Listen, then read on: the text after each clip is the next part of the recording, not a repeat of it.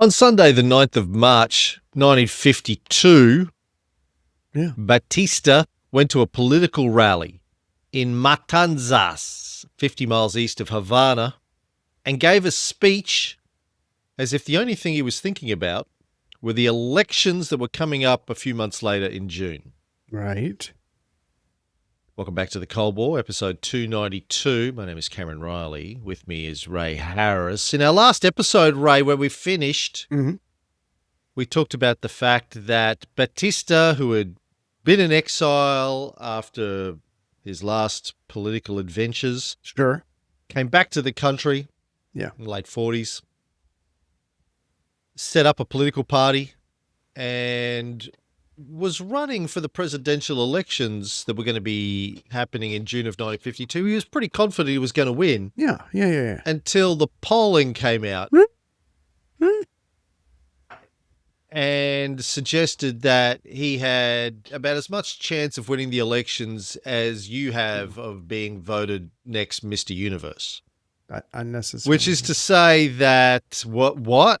And so... Ooh, pick me. Yes, the shortest Mr. Universe in history. You and Danny DeVito go together. It would be and George Costanza. It would be a close run thing. Would his? I think last time on the episode we were mentioning that he was polling about 10% somewhere. I mean, it was not going to happen.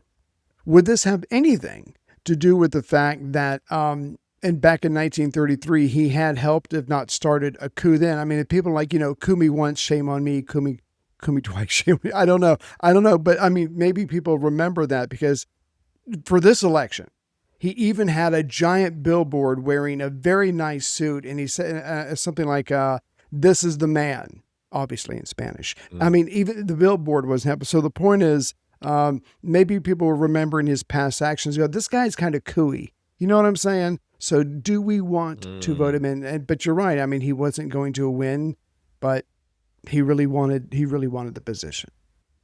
So on the 9th of March, he's acting like everything was normal, but privately, he had decided that he felt like a little bit of a coup. Right. He could feel a bit of a coup coming on. Again, another coup. Coup me once. Shame on you. Coup me twice. Won't get cooed again. We won't get cooed again. Sorry. Go ahead. In the evening of the 9th of March, he returned to his villa near Havana, and then shortly after midnight, 3 cars slipped quietly out of the villa.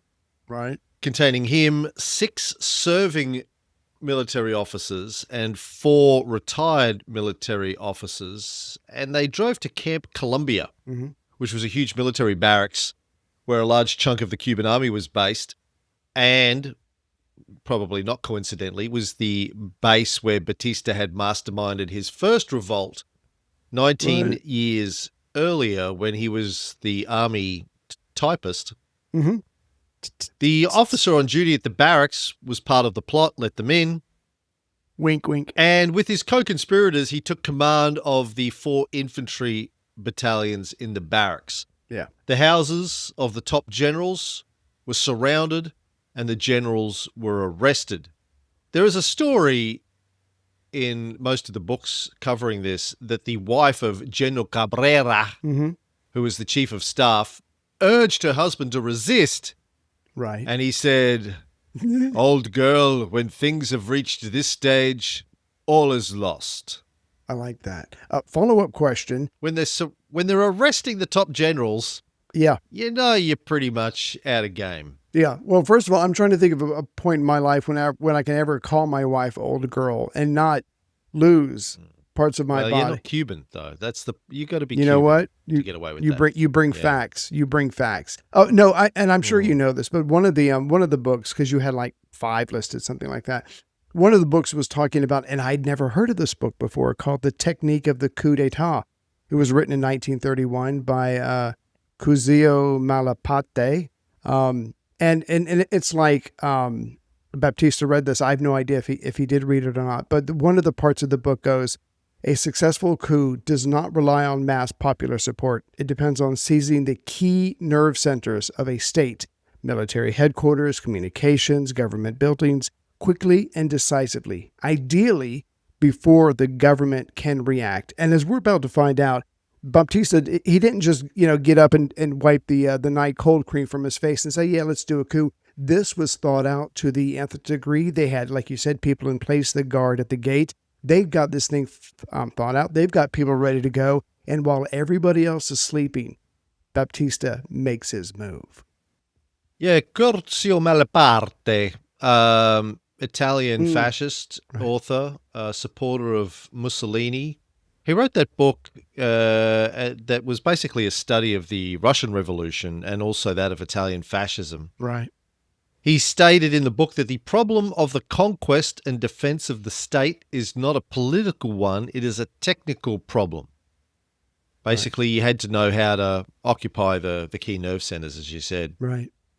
He emphasized Leon Trotsky's role in organizing the October Revolution technically, while Lenin was more involved in strategy. Trotsky was interested in taking control of the things that mattered. And this is what he does, he being Batista. So a phone call was made to other officers that were involved in the plot at another major fort, La Havana, which was at the mouth of Havana Harbor, the main naval headquarters, and other key command posts. They all took control of those sites as well. Police Lieutenant Salas, supposedly one of the two officers against whom Castro had lodged a criminal suit for the responsibility for the death of a worker killed in a demonstration some months before that, took over the central telephone exchange, and because of that, his men were able to listen to telephone calls between the presidential palace and the government offices, so they knew what was going on there. Right. And then over the next few hours, troops and police moved into bus and railway stations, airports, electricity plants, radio transmission centres. All entrances to ministries and political party headquarters were sealed. Soldiers turned away anyone trying to enter them.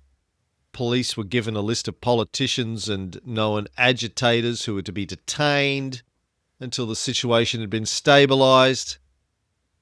And it all went down remarkably quietly. Right. Until they got to the presidential palace. But up until that point, everything went relatively smoothly. No blood was shed.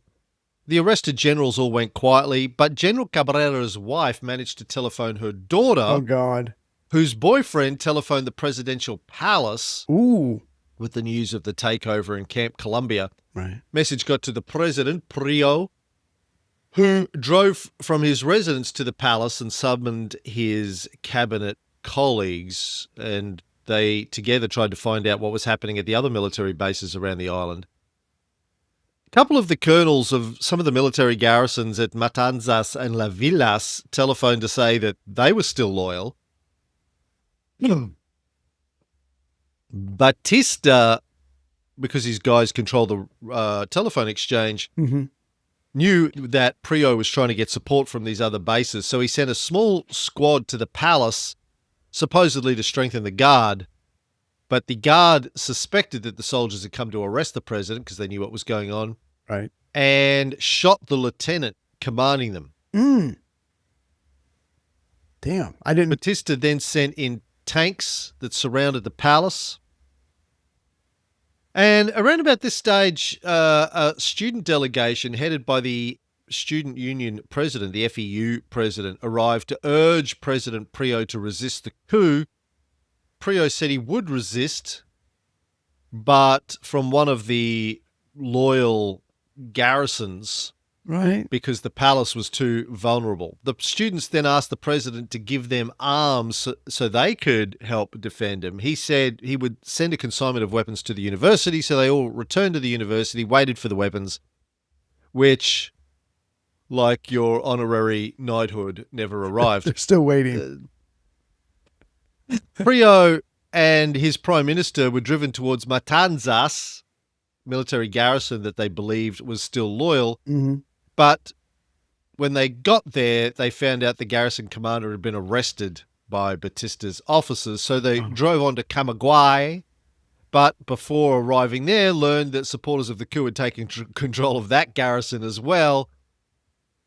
So they turned back towards Havana and sought asylum in the Mexican embassy, where they discovered several government ministers were already hiding out there. And all the podcasters. So by go ahead. early in the morning of the 10th of March, it was pretty much all over. Bloodless coup, more or less. A couple of guys shot at the presidential palace, stoush, but it was all over. The leadership of the Trade Union Confederation declared a general strike in protest of the coup, but it seems to have had little effect. I think general confusion, and Batista's people controlled the media, controlled the telephone exchanges, controlled all the means of mass communication. So apart from standing on the street and climbing up on something and giving a speech, which is going to happen, it was very hard to get the word out. Yeah. It is going to happen. Yeah. But for the most part, Havana went about business as if nothing unusual was going on. Now, look, we've talked about this many times over the years in our other shows, particularly our Rome show.